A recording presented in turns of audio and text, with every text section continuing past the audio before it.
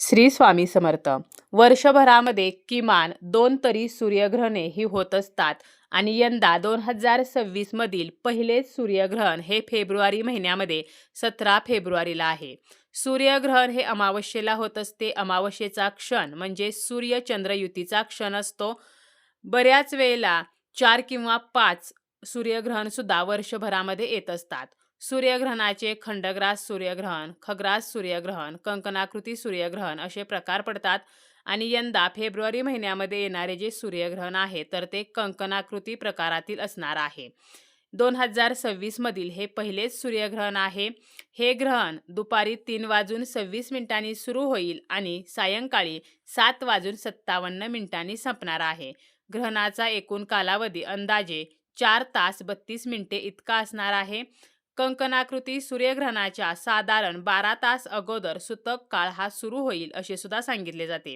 हे कंकणाकृती सूर्यग्रहण ज्यामध्ये सूर्य पूर्णपणे झाकलेला नसून सूर्याचा बाह्य भाग तेजस्वी बांगडीसारखा दिसतो आणि हे सूर्यग्रहण कुंभ राशीत होणार आहे. कंकणाकृती सूर्यग्रहण जेव्हा लागेल तर तेव्हा कुंभ राशीत सूर्य, राहू, बुध, शुक्र तर हे ग्रह विराजमान असतील. त्याचप्रमाणे सिंह राशीतील केतू ग्रहाची दृष्टी सुद्धा या ग्रहावर असणार आहे. तसेच सर्व ग्रह एकमेकांशी समसप्तक स्थानी असणार आहेत. ज्योतिषशास्त्रानुसार राहू आणि केतूमुळे होणारे सूर्यग्रहण कधीकधी मानसिक ताण, गोंधळ, अनिश्चितता वाढवू शकते. त्यामुळे हे सूर्यग्रहण काही राशींना अशुभ फळ सुद्धा देणार आहे. ग्रहण जे आहे तर ते 3:26 सुरू होणार आहे. ग्रहणाचा मध्य हा सायंकाळी 5:42 असणार आहे आणि सूर्यग्रहणाचा मोक्ष हा 7:57 असणार आहे. या सूर्यग्रहणाचा अशुभ परिणाम हा काही राशींवर 1 महिना तर काही राशींवर 6 महिने टिकू शकतो. काही नकारात्मक परिणामांना या राशींना सामोरे जावे लागते. अशा 3 राशी आहेत की ज्यांनी सावधगिरी बाळगायला हवी. या 3 राशी कोणत्या तर त्यापैकी पहिली आहे ती म्हणजे मेष राशी. ज्योतिषशास्त्रानुसार हे सूर्यग्रहण मेष राशीसाठी त्रासाचे ठरू शकते. कामात अनपेक्षित अडथळे येऊ शकतात. वरिष्ठांशी किंवा सहकाऱ्यांशी मतभेद वाढू शकतात. मोठे प्रकल्प किंवा योजना वेळेवर पूर्ण करण्यात अडचणी येऊ शकतात. वैयक्तिक जीवनामध्ये सुद्धा ताणतणाव वाढू शकतात. त्यामुळे मेष राशीच्या व्यक्तींनी आरोग्याकडे लक्ष देणे आवश्यक आहे. विशेषतः डोके आणि डोळ्यांच्या समस्या उद्भवू शकतात. आर्थिक समस्या सुद्धा निर्माण होऊ शकतात. अनावश्यक खर्च वाढू शकतात. त्यामुळे गुंतवणूक करताना सावधगिरी बाळगणे हे अत्यंत आवश्यक आहे. त्याचप्रमाणे अपघात होण्याची सुद्धा शक्यता आहे. प्रवासादरम्यान सुद्धा सावधगिरी बाळगायची आहे. दुसरी रास आहे ती म्हणजे कर्क राशी. ज्योतिषशास्त्रानुसार कर्क राशींच्या लोकांसाठी सुद्धा हे ग्रहण आव्हानात्मक असणार आहे.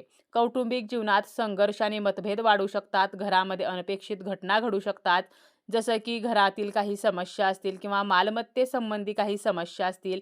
करिअरमध्ये प्रगती जी आहे तर ती थांबू शकते. मानसिक ताण वाढू शकतो. आरोग्यावरती सुद्धा परिणाम होऊ शकतो. विशेषतः या राशीच्या लोकांनी आपले पोट आणि पचनाच्या समस्या ज्या आहेत तर यावरती लक्ष देणे गरजेचे आहे. त्यानंतर तिसरी रास आहे ती म्हणजे धनुराशी. ज्योतिषशास्त्रानुसार हे सूर्यग्रहण धनुराशीच्या लोकांसाठी खूप आव्हानात्मक असेल.